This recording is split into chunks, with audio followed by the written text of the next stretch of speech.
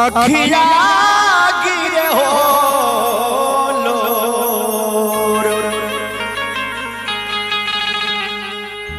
अबले नयले पवन सुता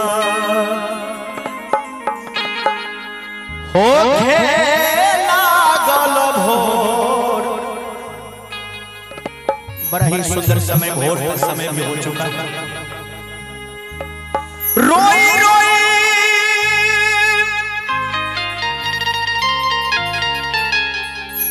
कहे श्री राम जी अखिया गिरे हो लोर अबले नयले पवन सुता होखे लागल भोर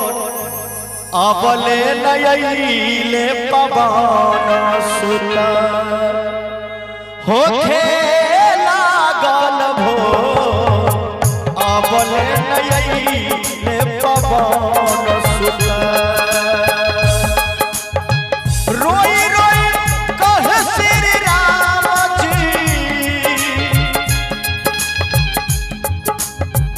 अखिया गिरे लोर अबले नयले पवन सुता अबले नयले पवन सुता होखे लागल भोर अबले नयले पवन सुता।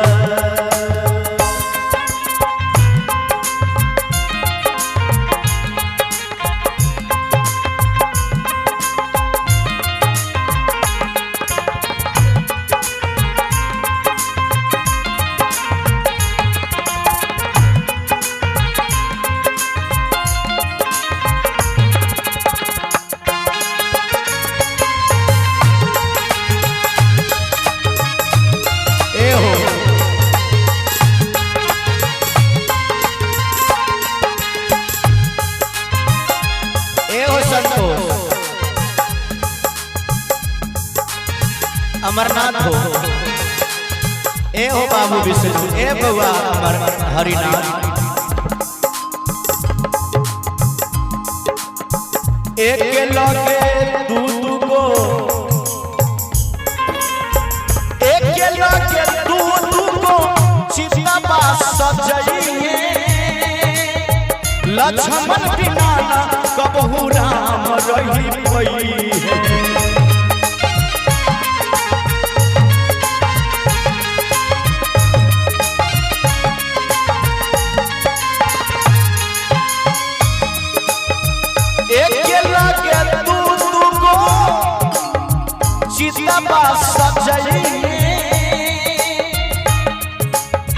लक्ष्मण बिना कबहू राम रही पई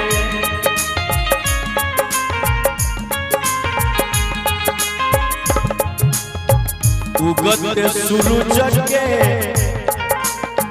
किरणिया ये विधाना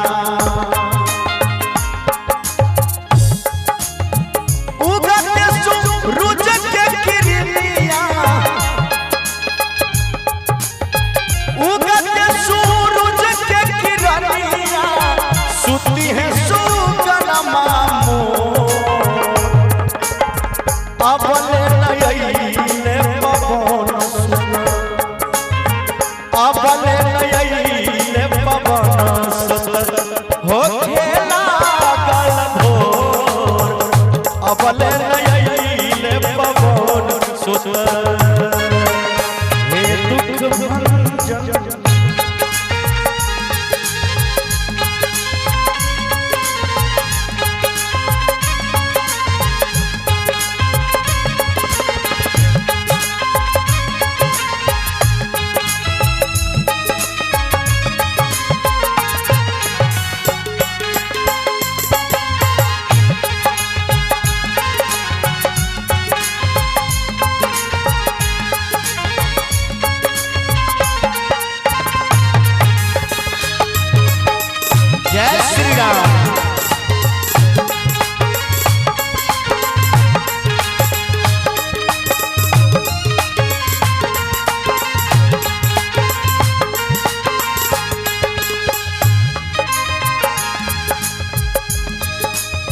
रोई रोई हम हो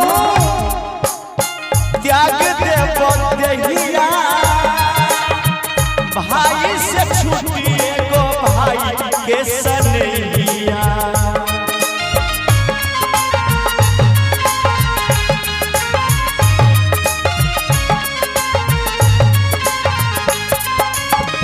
रोई रोई हम हो